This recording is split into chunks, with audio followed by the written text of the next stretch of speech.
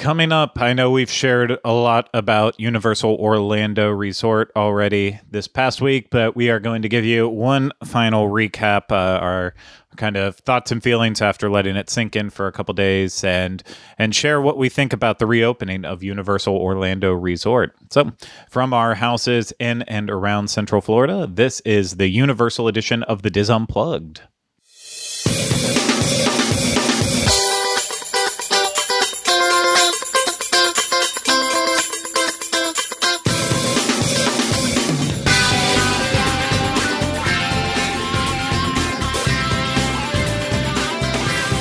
This is episode 262 of the Diz Unplugged Universal Edition.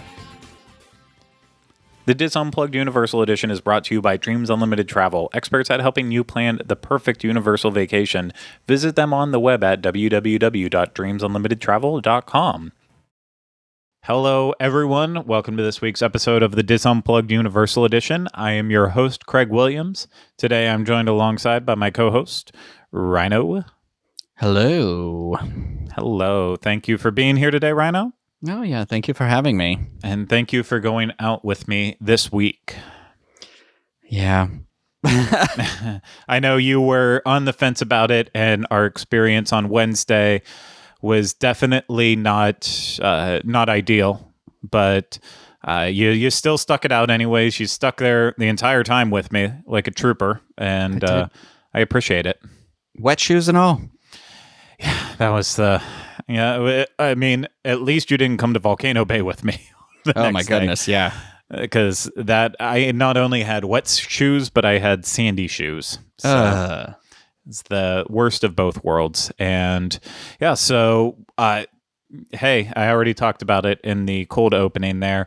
We are going over kind of one final recap of our experience this week at Universal Orlando Resort. If not just to because, maybe we've had changes in opinions. Obviously, mine changed the most radically in this more than Ryno's did because I continued to go back. But if anything, just because one of the things that we've had in all this is we've had many videos. We've had 3 vlogs go out this past week.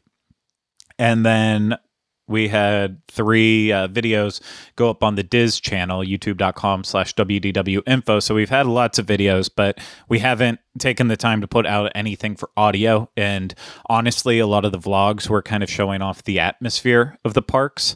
So it's not even something that we could have really cut around with the audio and put it up there for you and said, here you go.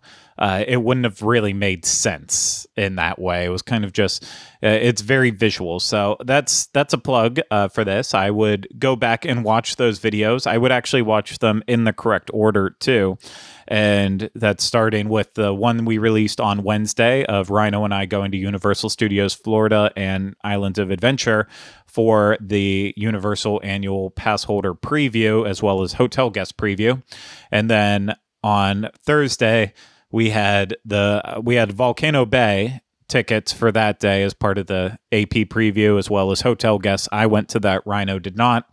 And then on Friday, the big boy vlog is me going around Universal Orlando on the actual reopening day on June 5th, reopened to the public. And that's when my entire opinion of our 2 preview days just completely was erased because of what ended up happening with it. And so we will kind of just give our thoughts on it, not going too in depth, because really you should watch those videos and then watch this and see if anything changed with it. But it was a very weird week to be doing all this. I know it still feels uncomfortable just in a way doing these videos and posting about it because of everything that's happening in the world right now with protests continue going on for justice. And it's been sad, and it's been just it's been nonstop since George Floyd was murdered, and everything that's come in the week since, and people really stepping up and listening and joining joining to speak out about Black Lives Matter and speak up for everyone out there. And so it's, I know Ryno and I have talked about it, and it's plenty of people have talked about it. It's really weird talking about theme parks at a time like this in the country because it just doesn't seem important. Yeah, it's tough because it's that conflicting emotions. You're in this place of kind of like luxury, and there's people out here in the streets fighting against systemic racism, and that is a very important thing happening in the world right now, and it's hard to separate the two things while you're experiencing them. And I don't, I've been doing my best to go through, educate myself on stuff, visiting blacklivesmatter.com, familiarizing myself with things like Campaign Zero. I've been trying to ingest as much content in relation to the protests as possible, and beyond that, I've been trying to watch a lot of movies, Yeah, there's stuff like that. That's one of the things with all of this is that, like, I know a lot of people use theme parks as an escape. It's, we all have our different thing that we like to use to escape. And, with what is happening in the country right now, I'm not even sure if, escape is a good thing, or if we should be all locked into what's happening and paying attention. I mean, obviously you need a little bit of it. I would be lying if I didn't sit here and say I didn't watch comedies and other stuff that I still do watch. But at the same time, too, since everything started happening, I've been glued to the news every single night, watching what's happening in the protests around the country and around the world even, and locked into that. And when I'm not watching the news and I'm not working, I am trying to also go beyond what I was watching before and try to actually learn based on tons of people have been posting about all the resources out there for books you can read, movies you can watch to just help educate right now. And I've been trying to do my best at it as possible, but I know at the same time people do want an escape, and that's why, like, a lot of people will watch what we do, and they're watching this and they use that. And I just hope that right now, people aren't watching this just and taking this in and just using this all as an escape, and that they're still paying attention to what's happening in the world and speaking up and using their voice. Because one of the things is, it doesn't matter how big your platform is. It doesn't matter how many people you reach. If you only reach one person, you might be making a huge difference in the world that you don't know what that's going to turn into beyond you. And yeah, I actually read something today too that goes along with what you're saying. I pulled it up while you were talking. Is that I read this? I've like you said, I've been digging through resources trying to educate myself. I think you said a great education, just listening to people, stories, and this one particular account I'm following says not perfect is better than not at all. So if you're, many people don't start because they're scared they'll get it wrong. And this says if it's a choice between not doing it at all or doing it and getting it wrong, learn from it and just do better next time. And start with yourself, understand history, think offline, form habits, act locally, hold brands accountable, all these sort of things. Like, you can keep looking so that this movement won't lose momentum. And I think that's something I'm afraid, I don't know about you, Craig, but I've been afraid that I don't want to be a part of anything that can derail the momentum. I always want to be pushing it forward. And I think there's that fear for me to become like that. So that's, I try to work through those emotions, like you just said, like they're finding these resources where how can I better educate myself to have a more conversation and spread that, even if it's just to one other person, and try and make the world better place for everybody. Exactly. And it is like, I know I struggle with the imperfection part of it, and I'm sure you feel the same way too, is that I feel like I can always do more with this, and I don't feel like I've done enough, and I'm trying to figure that out. And continue to learn from it all. And so it's just, yeah. I'm gonna just say a couple of tips really quick here that I've researched and learned so that we can put that forward here. There's a lot of great places that everybody can do something differently, whatever it is. If this is the lane you want to occupy, like hop in that lane and stay in that lane. I read something about that on there. If you can do it all, do it all. If you can only do some of it, do something. You can donate. There's a lot of great funds out there. If you are friends with somebody that works at the Apple store right now, or you are a cast member, I don't know if Universal does it, but these Apple and I know Disney is matching donations for a lot of these organizations that you can look through. Apple specifically, you have to do it through the whatever they're called, their team members. Seedlings, I don't know what you call them, and they'll double that, so you can double your donation. You can seek out Black content creators on YouTube, and honestly, I read a thing the other day that some people were essentially like setting up videos that you can just stream, like they were using all music, and all the proceeds of that stream went directly to that charity, and those things will be labeled as such. You can if you go to like PBS or NPR or the NAACP or BlackLivesMatter.com, there's a lot of resources out here that you can start that journey for yourself, and figure out a way that works for you. And like Craig already said, one voice can become many voice, so however many people you have, if you think it's not enough to affect, if you can change one person's life, then for the better, isn't that, that's something. Yep. Ryno, should we just get to the theme park talk now? Oh, yeah, for sure. Yeah. Okay. So Wednesday was our preview, as we have already mentioned, where we went to Universal Studios Florida and Islands of Adventure with, I will say, probably half of all of the Universal annual pass holders out there. It was busy. So it was busy, but like I have not seen a parking garage flooded with that many people at once for a while. Well, for 3 months at least, but like for, like, I don't even know that it was ever, I guess I had just the timing just right this year for Halloween Horror Nights. I'd say I'd compare my entry level to like a Halloween Horror Nights entry level of crowd that I was going through pre-security. Yeah. Like with the temperature checks, pre-security, these temperature checks were backed up like old school style Halloween Horror Nights when you used to go through the metal detector check, not in City Walk, but out through the arches, and every single line you would have, 15 different metal detector checks for Halloween Horror Nights, and each one would be a couple hundred people back in. Well, and then you get to that point where there's no line, like you that feeling when you're like, I want to get to an end of the line, but you can't find an end of a line. Yeah. You can just see people moving, and you're like, how do I just get in here?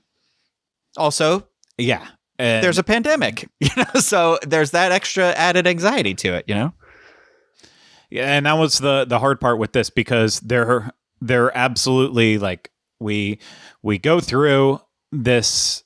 We get into the parking garage. You and I got there at 2 different times. But mine was just as bad when I got there as it was for you. It was not able to clear out. There was a distinct line that you were following, but it was so long and it was winding. It wound back and forth, I think 3 times. And then finally you got in your home stretch of getting to the temperature checks. And it was really just, it was kind of, you were at odds to whether or not you actually were going to be around people who were respecting a 6-foot distance.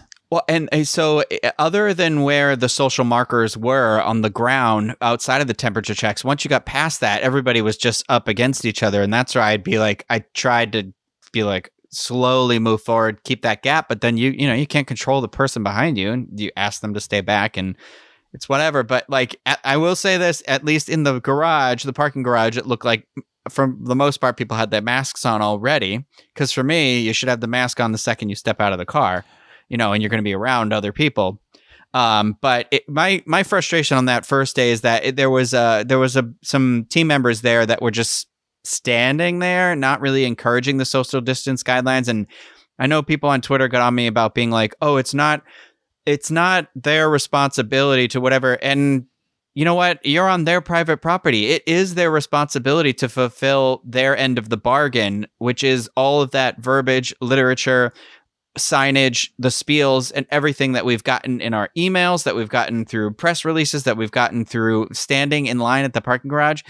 It's like you're standing there and you're listening to what the rules are, but the person who works there is standing there not enforcing the rules, you know? And some are guidelines, but some are restrictions put in place by Universal Studios. So I was frustrated by that, you know, but also it's the preview, and you know, part of that is the testing. And I will say that Universal did reach out to me afterwards too. Not only did they respond to the tweet, but then later they said, would you be willing to send us more information about the times and where you were, and, you know, blah, blah. And so we've had a whole conversation for back and forth. So I do really respect that about them trying to correct the situation. Yeah, I mean, just kind of jumping ahead with that. That's one thing that I'm still trying to figure out, because apparently there's no clear answer on this. I posted something on Friday about how I had pretty much great experiences all day on Friday, but there was one point where I was in a gift shop checking out, they were doing a shoot in New York area for a Volkswagen commercial. So I walked in the one gift shop by the Mummy to kind of like go around and see if I could see more. And I was just interested in it. And as I was getting ready to leave the gift shop, I saw a lady walk in, and she took off her mask as soon as she got in there, not eating or drinking or anything, just literally took it out like, oh, feels good to be in air conditioning. And she walked right past the team member who looked at her, and the team member literally turned so that way she could be pretty much like, okay, well, if I didn't see it, then I can't say anything about it. And I could tell that's what it's been. We've all been in that awkward spot as if you've worked at a park as a cast member or a team member, where something's happening and it looks like, and you just don't want to deal with it that second.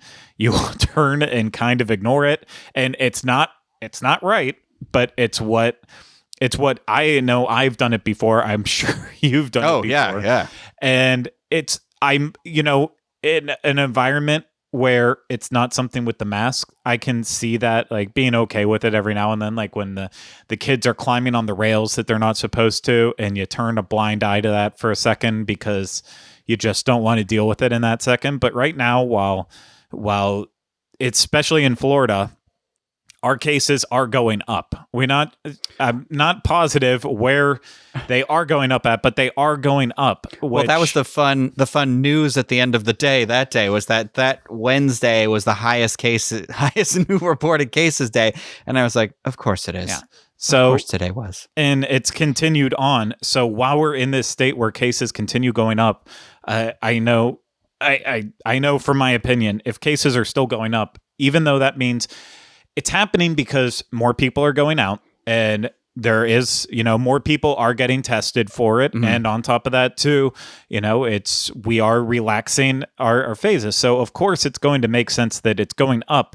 But so with me too, it's thinking, okay, if it is going up, I need to personally be more careful about it. And so with something like the masks, I know the comments are going to rip us up on it for the people who are out here still saying masks don't do anything. And I'm okay. That's your opinion on it. I'm just saying Universal made this rule to say that you had to wear masks when you're inside the parks, unless you're in a U-Rest station, if you are sitting down at a table, or if you are eating and drinking a snack. And so, you know, you have all those options for it. Just taking it off because you need a break, that's not an option. Make your way to one of the rest areas, and then you can remove it in a safe environment where you can stay away from other people. And if you're not going to do that, then, you know, it annoys me. And I wish that the cast members who are seeing it right now, and team members, like, this is not the time to turn around and do it. I know how easy it is and how much you want to avoid that stuff. But right now, if you're there, like, call people out on it. And I'm almost done with this. And some people were telling me, well, team members aren't allowed to say anything, only security and managers. After I tweeted that and people started telling me that, I completely saw 10 different team members just working at attractions, just walking around from areas, working the games over in Springfield, all telling people to put on their masks when they saw it without it. So either these people are being very bold, or everyone's allowed to say it, and some people just put that word out there that there wasn't. But it's a thing. Sorry, it's go like ahead. driving a it's like driving a car on a highway. Okay, if you get tired, you have to find the nearest rest stop and pull over. Okay, you can't just stop in the middle of the highway where you are and do it. That's how you have to think about it. There are areas set up for you to relax in, but you become a danger to every single person around you. I don't care that you don't care about yourself. That's your prerogative. But I care about me, and I care about the people around me. So it's just the rules. Exactly. No, I was telling you, it fascinates me that people have forgotten already that with masks, if you are sick, you wearing a mask will help prevent it from spreading to other people. And this isn't we're not talking about just coronavirus or COVID. We're talking about any illness that you have that can be transferred airborne. I'm not saying as a society we should go back. We should, I'll wear masks all the time. But right now, while we're still in this, cases are rising in Florida. Other illnesses are out there. Just do it. Yeah, there's nothing we can do. I think people forget that this is the thing where there's nothing you can do to help yourself ahead of time. So you just it's not like, oh, well, I work out and I have all these, I eat like so many bananas a day or something like that. So I feel like I'm or take my multivitamin or anything like that. Like, no, that's not really how we don't really know how it works yet. I think that's the whole point of it. I'd like to also point out that Craig has finally seen the movie Contagion. Mm-hmm. So there, if anybody, I am serious, like however you feel about the movie or anything like that, the movie is a good documentation of like how a transmittable disease can spread. Okay. Yeah. And yes, a lot of what happened in that movie did kind of come true, but it's, I understand it's a movie and it's not hard science, but there was a lot of research done with that. And I would argue anybody watch that movie before you really start thinking about hopping around too much, I don't know. Yeah, I agree with that. So we talked about the situation with security. It was not even security, mostly with the temperature check. That was a mess. That was a bad way to start off. And then once we got in the park, in Islands of Adventure specifically, that was our first park that we had to go into with our tickets. It was just people weren't doing enough to go out of their way to avoid other people. I think that's just the best way to sum it up. And it's something that I even noticed a little bit on Friday as well. Not as bad because the crowds weren't as bad, but it really is a mentality. And I've talked to other people about it, and they're like, well, if you're wearing masks, you're all fine. You can be right up against someone else. And that's another thing that's going with it. Universal wants you to distance and wear a mask, not one or the other. They want you to do both, ideally at all times. And I feel like that message is kind of getting lost. So that was a lot of the reasons I feel like we had issues, was just, it was hard because it felt like we were constantly, if we wanted to get anywhere, we had to put ourselves into situations where we were getting too close to people, or if we were walking just normally, we would find someone, just even though they'd have an entire open path, they would choose to come up right beside us. Oh my gosh, how many times did that happen? I'd be like, how is this an empty street? And you're somehow almost brushed me. Like, I think the hardest thing for me is like, we are aware as we talk about this is a luxury, this is private property, but I think a big part about the decision that you as a person make in where you're going, like if you think about it, is a trust you have. It's a trust you have not just in the other people that are there, but it's a trust in whatever the business and the places that you're going that is abiding by what are the CDC guidelines. It's you saying like, it's a relationship that you've formed. And so like the hard part for me is that when you go somewhere, I am there because I'm putting my trust in. You've said stuff enough to me that makes me feel comfortable that I'm going to go. And then if I'm there and you're not delivering on it, you've broken that promise to me, and it's hard. And I would hate for somebody to have spent money to come on their vacation and something like that to happen, Yeah. The day that we were there for the preview, I flat out felt at the end of it, like, you know what, if you made the plans and you were coming down, it was not going to be a wonderful time based on the crowds that we saw there. It was just it wasn't fun on that Wednesday. Like I said, with it, I was also in a bad headspace on that day, but it just wasn't. It wasn't fun. It felt too crowded, and it felt like it wasn't safe. And I know we're not the only people that felt that way, because I saw it from other friends who were there and said the exact same sentiments. Our friends Jeff and Denise, we saw them over on the Universal Studios Florida side, and they showed up originally, and when they saw what it was like, they just left and went to Disney Springs for a while and then came back later hoping it would be better. And so with that, Islands of Adventure was awful, but Universal Studios Florida was okay, but it was kind of like, at that point, the taste of Islands of Adventure had kind of soured the entire experience. So I don't know if it was like, if we would have been in Universal Studios Florida first, it probably would have been like, yeah, this is great. I can be okay with Islands because of how great it was, but doing it the opposite way, it was kind of hard to redeem it after Islands at that point. Yeah. I think my thought on the matter is that, I don't know that for me personally, based on going Wednesday, again, I didn't go the other times that Craig did, but that I told you when I was leaving that I felt like it wasn't somewhere, if I didn't already have the ticket and I was taking advantage of the thing I'd already paid for, that I would have paid for this. Yeah. But that being said, my opinion completely changes on Friday when I go. And again, watch all the vlogs. But I do also want to say I didn't go on any attractions. I wasn't that comfortable, but you, I know you did. But I did, yeah. And the first day, I only went on Harry Potter and the Forbidden Journey. And the more I thought about that, I didn't talk to anyone who worked there, so I could only base it on what I was seeing. But a lot of people asked about, like, oh, what's the sanitizing like after each ride? Well, I'll be honest, I still, after my entire experience was done and over with on Friday, I still hadn't seen any ride vehicles be sanitized. With Forbidden Journey, I do believe it was happening, though, because as I was there, I took some video of it that I included in the vlog where you could see gaps in the ride vehicles. So when the vehicles are going through the station in Forbidden Journey and you see every one of them and there's never a break in it, that means that every single RV ride vehicle is online and it's all being used at that point in time. Now, Forbidden Journey has multiple different levels you could do too. You could have a disabled vehicle where it still moves in this path. They're always if they don't have enough ride vehicles to have all of them online, there will just be little gaps in there. But otherwise, they're all spaced out perfectly all the time and always constantly moving around.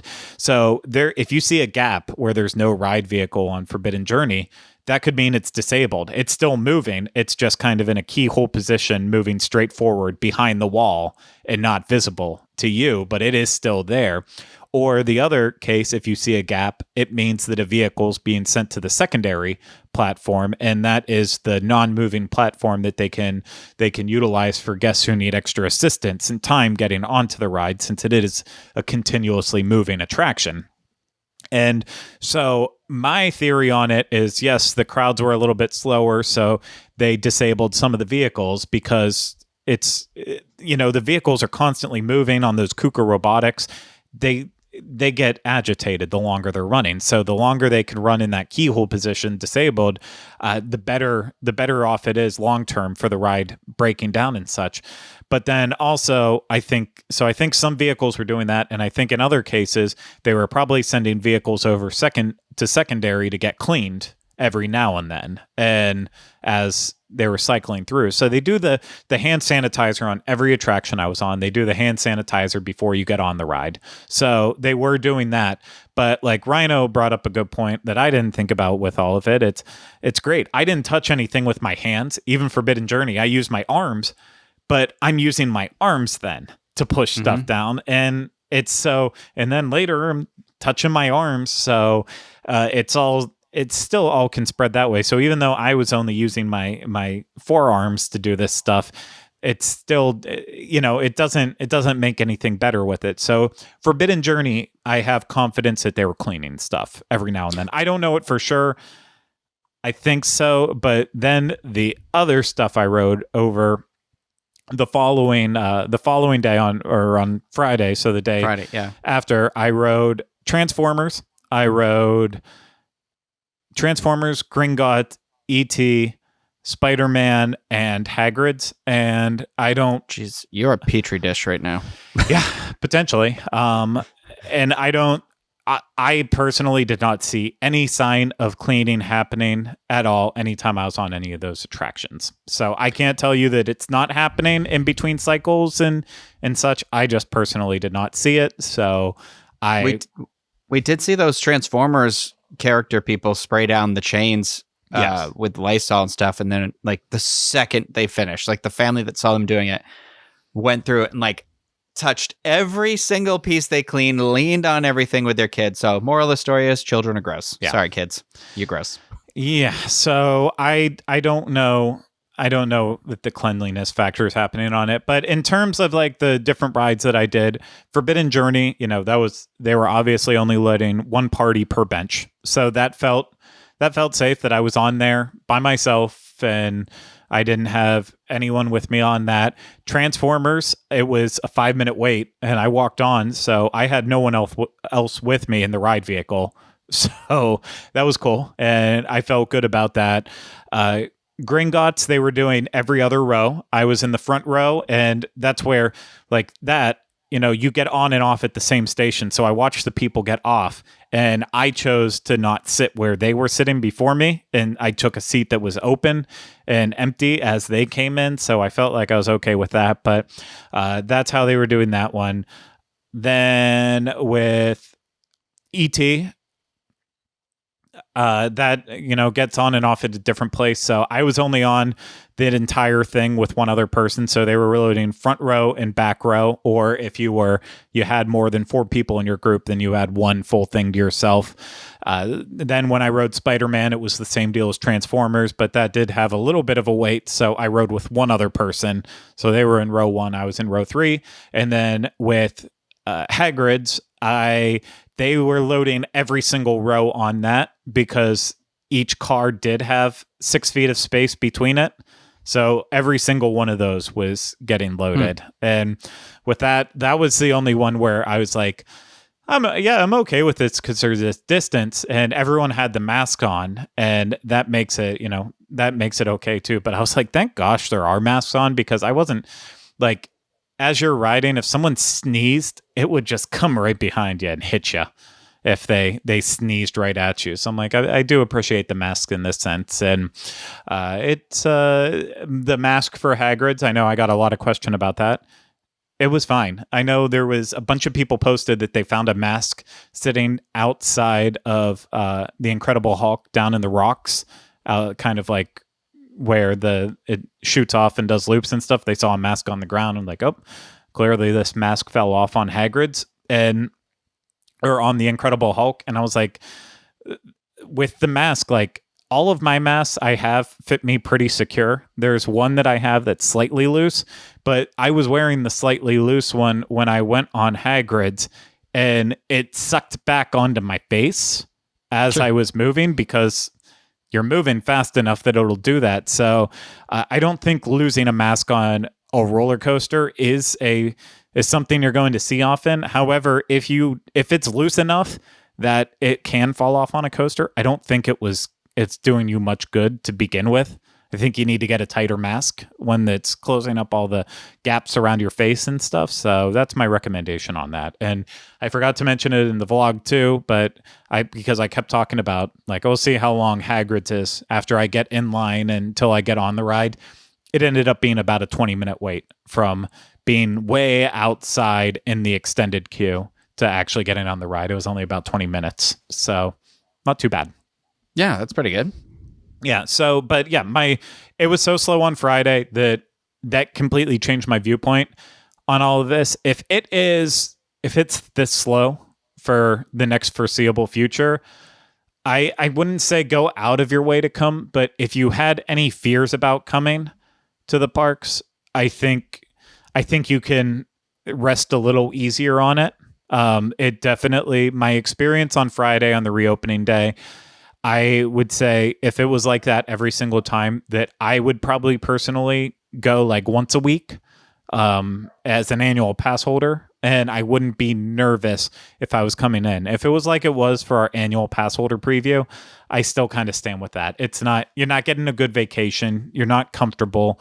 It's only going to get hotter as we get into summer here and continue going deeper into summer. So it's really mixed. If the crowds are small enough, I'd say go for it. You can make a good time out of it. But the busier it is, it's just not worth it. Yeah. I mean, I agree with that. I think, I don't know. I'm just still not in that point yet where I think I could be like, if you're an out of state family coming for a vacation, but I don't want to speak to what the hotel resort stay could be like because I have no idea. Yeah. But I just mean, I don't know that I would say this for any theme park right now, that this should be your first visit here or anything like that, But if you are, trying to get out of the house and do something, and it's a day where like you could make the choice in the parking garage, does it look okay or not? Can I just walk in? Then I'd say like, yeah. It's like we've been saying since the beginning. You got to make your call for what your comfort level is. But I will say I will not go back to Volcano Bay for a little bit. I will go back eventually to not go into the pools and stuff, but it did gross me out there. That was, besides the lifeguards and myself and a couple like managers and technicians and stuff, everyone who was there was just walking around without masks the entire time. And I get it. You can't get them wet. So they basically said, yeah, you don't have to wear them. We recommend that you wear them between moving from place to place and such. But that was, I wasn't even really seeing that. So it just, from my level of comfort, that wasn't where I felt good at. It was like I went to Tampa and to pick up some stuff from Tampa, and in the 5 minutes I spent outside of my car the entire time that I was there, I saw probably 200 people and only 4 of them were wearing masks. And so I said to myself, okay, well, I came this time, but I won't be returning until I feel more comfortable with that again. And so it's everyone's different. For me personally, I think I'd like to see some more data now that it is up and running. I'd like to see some time spaced out. Like I feel like I tipped my foot in. I feel, it's like what you said, it's our job, but I definitely felt when I got home Wednesday, I felt like dirty. I felt terrible. Yeah. Like I'm a part of the problem by doing that, and I don't like that, so, but, I tried to be as safe as I could. And the idea being that we, like what Craig said, we are trying to help some of you out there and stuff. And so for me, though, it was like, okay, based on just my experience that one day, I was like, I'm going to need some time because now I feel like I've ruined my 14-day window that I want to give myself before I was around anybody again. And I think the hardest thing I have trouble with is like, I just want to hang out with like 2 people. I don't want to go to a theme park. Like I want to be able to be in the same place as 2 of my friends at the same park. And I mean, I guess I can go do that at a theme park now, but it's like, I'd rather do it at somebody's house and we're just not there yet. And that's where I think my brain is struggling with that aspect of it. But I also have a really bad types of anxiety that I just get lost in sometimes too. So, again, do your research. I'd like to see some information about, about this, and a little more widespread testing would be great. And we could see where we go from here, Yeah. So I think that's kind of all there is to say about it. So if you are visiting Universal still, if you made those plans and you're going to follow through with it, please just obey the mask rules. Take advantage of stuff like the U-Rest stations, which are areas that they set up. There's 2 in each park. There's one in Universal Studios Florida. It's in the lagoon outside of Hollywood, across from like Animal Actors, beside the train, the Back to the Future train. And then the other one is right in front of the Fear Factor live stage. And then over at Islands of Adventure, it is directly in port of entry as you're walking in, and you can choose to go right or left. If you go straight, you walk right into the U-Rest station. And then the other U-Rest station is actually the theater seating for Sinbad. because they haven't destroyed any of it yet. So it is just, it's, you have to wind all the way back to get into the theater, which we didn't do the day that we were there. So we didn't even know it was there. But then once I saw people post photos, I'm like, okay, on Friday, I'm going to go check it out. And it was like almost eerie being back there and seeing that set untouched for years now and just sitting there. And and it's cool, but that's your other spot there. And there's so much room in those places. You can take off your mask and you can still be away from everyone and just relax for a little bit. So it's great that Universal did that. And some people pointed out, we believe it was in the plans for Disney as part of their reopening, and Universal just kind of came in and said, hey, that's a good idea. Or they knew they were going to do it all along and just didn't say anything.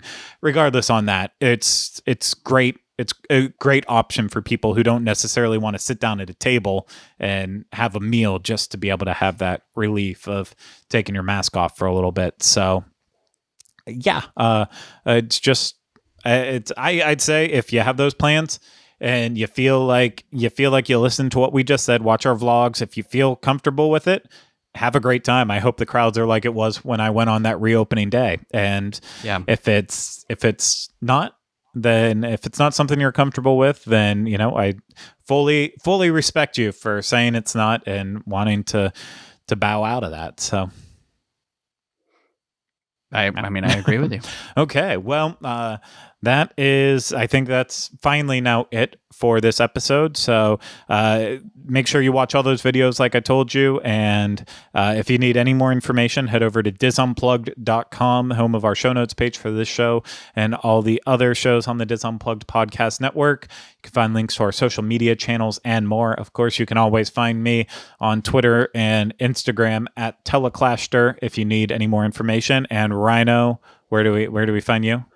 Instagram or Twitter, it's RYNO1185, and I will always respond. And so, if there's anything that you feel like you need to educate us on or get, hear from us about the theme parks, or you want to communicate some stuff to us, I'm here to listen. Yes. Here to listen. Me too.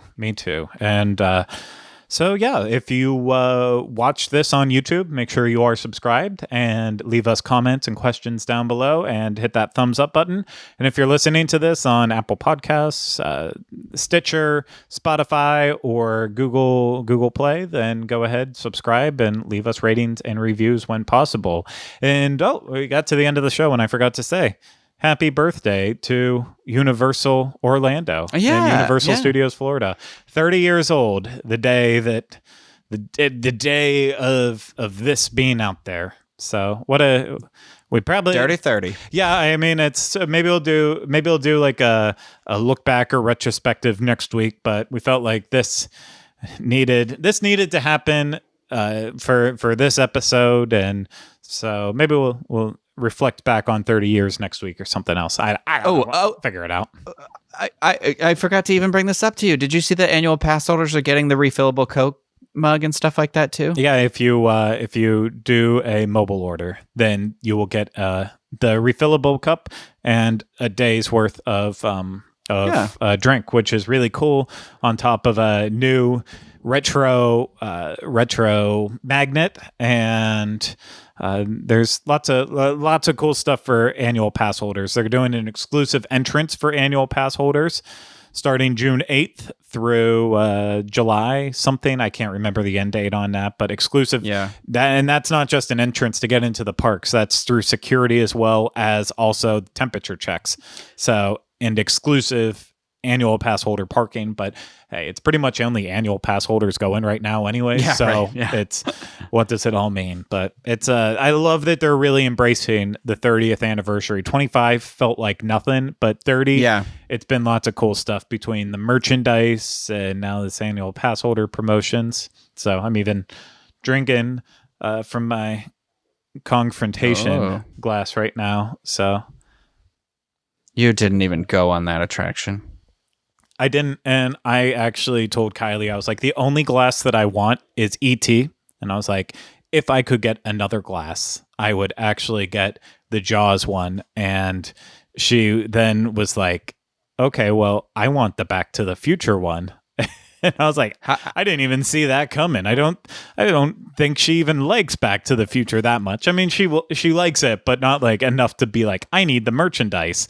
And then I was like, I also, as you've heard on the show many times, I love Kong and I love King Kong. So it was then like, okay, I wasn't going to get that one too, but if we're going to now get three we're just gonna three get the cups, set. we might as well just get all four. And then of course I have the coffee mug too, and I'll probably get at least one shirt or something for it. So I do like the throwback stuff. Well, the shirt is like straight up the shirt I had when I was a kid, like the ET with his hand over the thing. I had that, and I wore it once, and my mom didn't take the sticker off the shirt I had on it, and I could never wear it again because the sticker was like stuck on the shirt. And I always think about that. And now that there it is again, I was like, oh, should I get this? But I hate when that happens, but.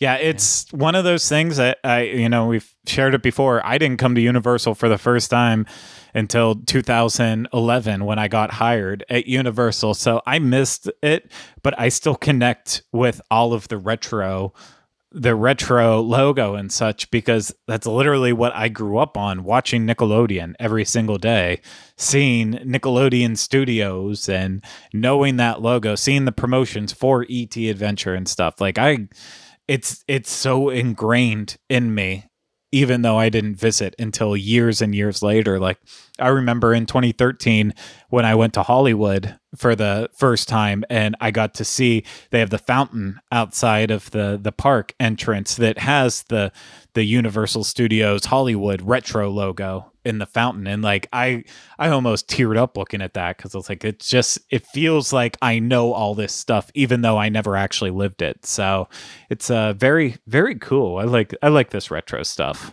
So I hope it sticks around for the rest of the 30th anniversary, and it's not just a real quick thing right now when they let it go after that. But it's cool. It's cool stuff.